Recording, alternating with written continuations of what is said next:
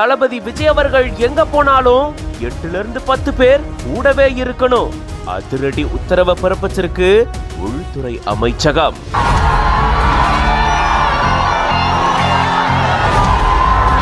நாட்டினுடைய 3வது அளவிலான பாதுகாப்பு தளபதி விஜய் அவர்களுக்கு வழங்கப்பட்டிருக்கு. சோசியல் மீடியாவில் கம்பு சுத்தம் வந்த கூட்டம்லாம் நினைச்சிடாதீங்க. சொசைட்டிக்காக வாழேந்தி நிற்க போற கூட்டம், நம்ம மண்ணை வாழ வைக்கிறதுக்காக அரசியல் வாழேந்தி நிற்க போற கூட்டம். Yes, this is a mass gathering, not for cash. கட்சி தொடங்கி ஓராண்டுல இப்படி ஒரு பாதுகாப்பு வழங்கப்பட்டிருக்கு.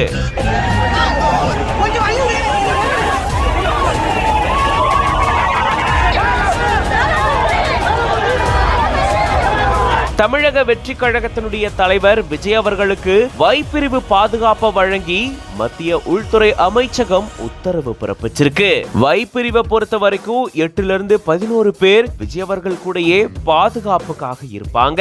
CRPF வீரர்கள், ஆயுதம் ஏந்திய காவலர்கள் உட்பட இப்படி 8ல இருந்து 11 பேர் விஜய் அவர்கள் எங்க போனாலும் கூடயே போய் பாதுகாப்பு வழங்குவாங்க. மேலும் வைப்பிரிவு பாதுகாப்பு அப்படின்றது தமிழ்நாட்டுக்குள்ள மட்டும் வழங்கப்படும் அப்படின்னு சொல்லப்பட்டிருக்கு. இப்படி தமிழக வெற்றி கழகத்தினுடைய தலைவர் விஜய் அவர்களுக்கு இந்த மாதிரியான பாதுகாப்பை வழங்கி இருக்காங்க.